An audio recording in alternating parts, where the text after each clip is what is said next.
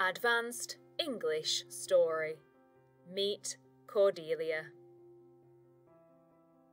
Sometimes, when I'm bored, I'll sit and think about all of the things I've achieved in my life. Sometimes I feel a tad pitiful, but generally, it's positive.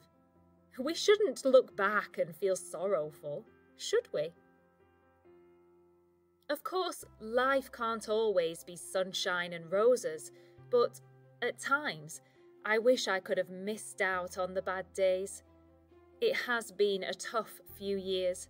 I've waded my way through a lot of things. I've had friends and family become sick. I've been made redundant from my job. And, worst of all, my dog, Rita, passed away. Now, I know what some of you might be thinking. Get over it, it's just a dog. But she was my life. We'd go for daily walks together. She'd listen to me express my innermost thoughts. And she was excited for me to come home every single day. What more dedication could I ask for? Now the house is empty without her. No more barking, no more long walks, and no more snuggles on the sofa. It's amazing how, during such a bizarre time, a dog can bring so much joy. With COVID restrictions enforced, she was my excuse to get up and go for a walk around the park twice a day. Now my walking mainly consists of dragging myself to the fridge and back. I've even started to get a bit of a potbelly.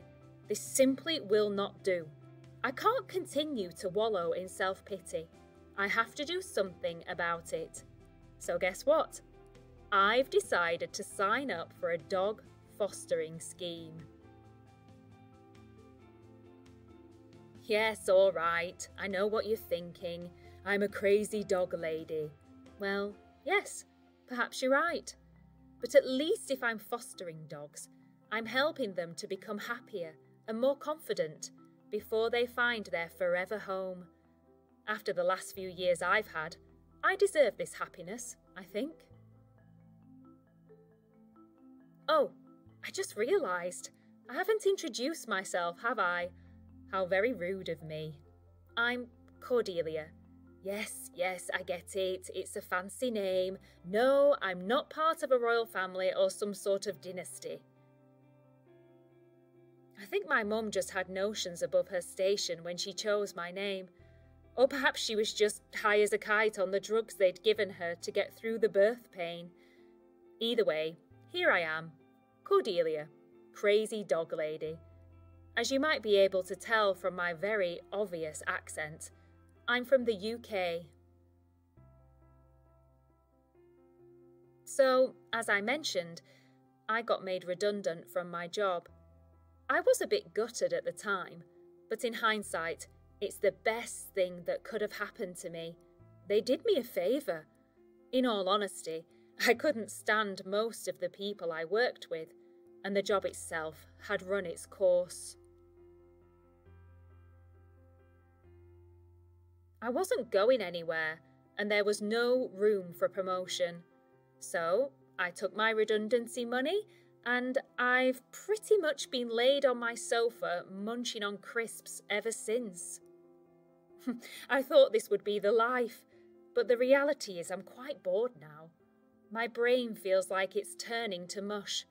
Because we're in lockdown, I can't really go anywhere or do anything.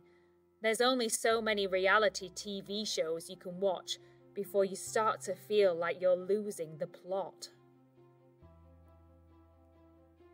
So that's why I decided to get into dog fostering. I am applying for jobs, of course, but at the moment it's a bit of an arduous process. Plus, I don't want to apply for any old rubbish. I have standards. I'm lucky that my redundancy payout was pretty substantial, so I've got enough money, along with my savings, to last me for the rest of the year. So there's no immediate rush. I was thinking that I might go back to uni or pursue a new career. But what? It's hard to decide when the world is your oyster. Anyway, it's dogs for now. I can't imagine my life without them. I always wanted to be a vet when I was a kid, but I couldn't imagine having to put animals down. In my head, being a vet was just helping sick animals. I didn't think about how upsetting it could be. I did some work experience at a veterinary practice when I was at college, and it put me off for life. I used to walk home every night sobbing over one of the animals and worrying if they were okay. Pretty sure I made the right choice in not pursuing that career path.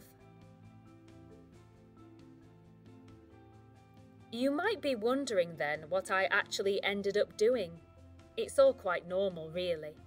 I ended up going for something pretty standard that would leave me open to new opportunities when I graduated. So I studied Greek mythology. I know, random, isn't it? But I love a bit of escapism.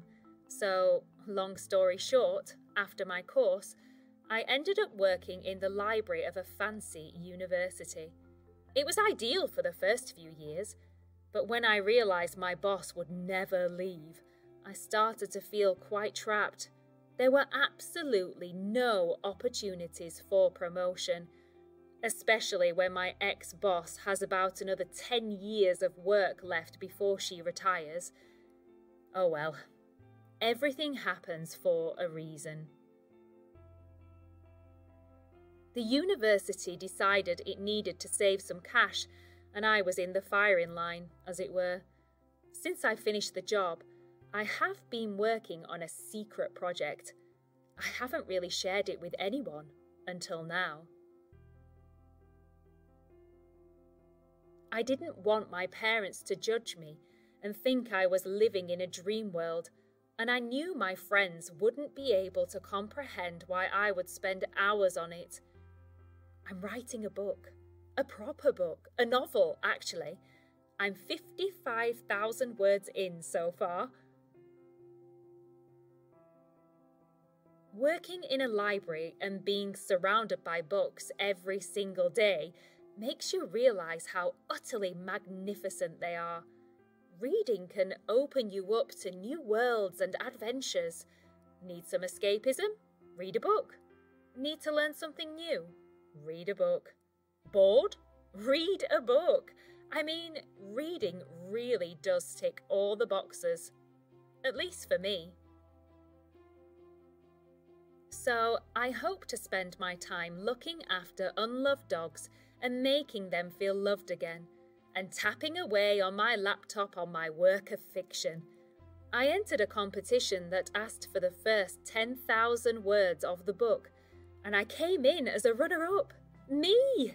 I couldn't believe it. I used a pseudonym, so my family don't know it was me.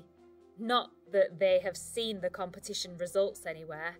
So now I have a mentor who is helping me craft my book and get the characters polished. It's so exciting. My hope is that I'll get an agent, and finally, my book will get published and make me millions of pounds. A girl can dream.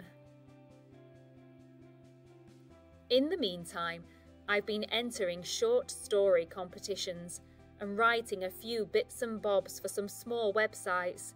It helps with the bills and keeps my brain occupied now I don't have Rita to look after. So, from a tough year or so to this, life does have a habit of turning things around. I suppose we just have to remember that things can't always be perfect, just like things don't always have to be rubbish. We hope you enjoyed this lovely English story. Thank you for stopping by. Don't forget to like and subscribe for more stories and lessons.